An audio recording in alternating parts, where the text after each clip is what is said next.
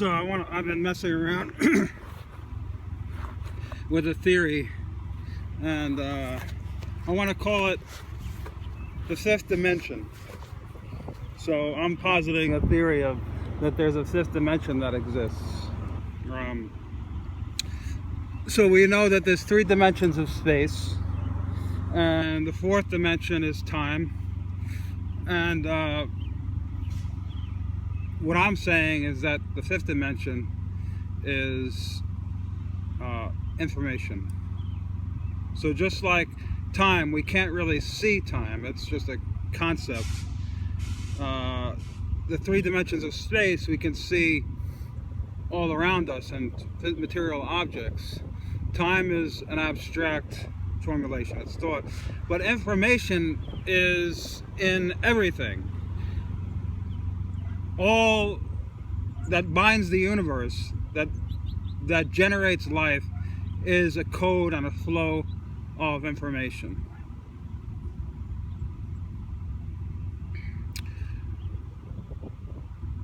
This flow of information is responsible for organization of complex systems.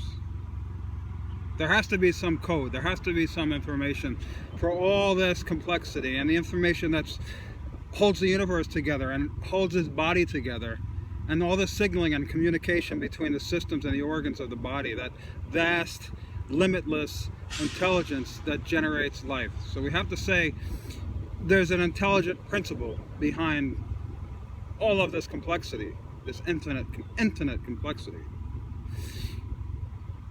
But it can't be seen and it can't be measured. So this is what I believe the Taoists were talking about when they say the Tao. That can't be known or can't be spoken. But yet it exists everywhere, in everything.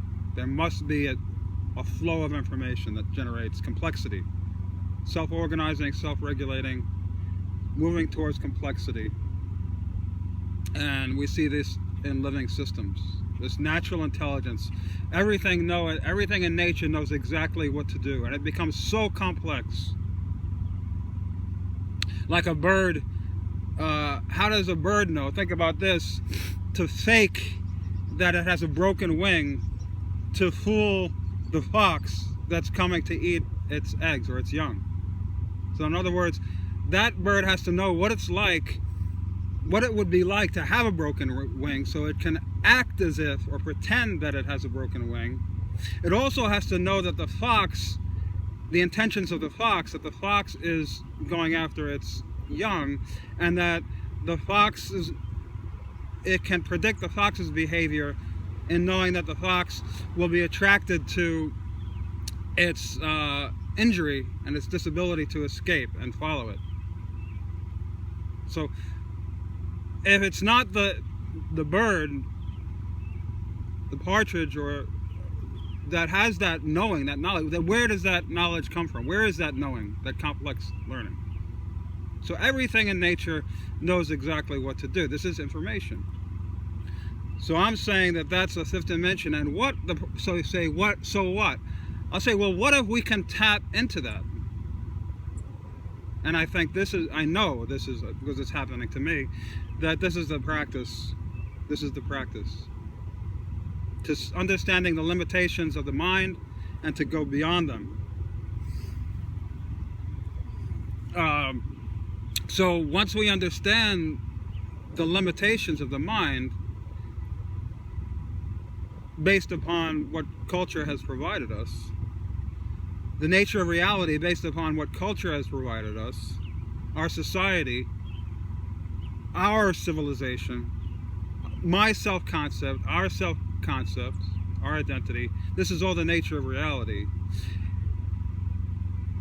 is limited. That knowledge is limited knowledge. It's the limitations of the mind and the memory. So the question is, can we move beyond the limitations? Once we recognize the limitations, and what is it that's recognizing the limitations? What is that entity that can recognize, look at the mind, observe it, study it, and see the limitations of it? What is that intelligence all about? We call that consciousness.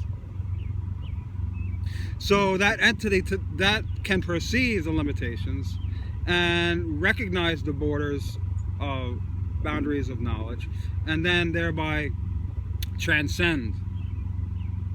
And we do this by bracketing the knowledge and the memories we need to move in society and be productive, and understand that they're useful tools.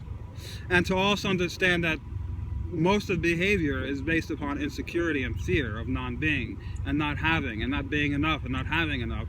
So when we understand that, we can also bracket that, and by becoming aware of it and understanding it, it no longer has power over us. When we understand something completely, we experience it completely in its true form, greed or selfishness or fear, it loses its power over us. That's just the way it works. When consciousness perceives, then we're no longer reacting and responding.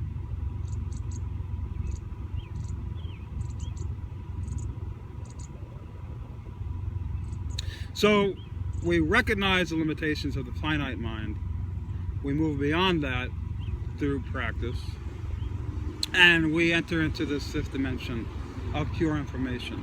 And this is what practitioners, this state of consciousness, it's not a state because it's all the time. Once you make it your life, it becomes all the time. It becomes what you are. It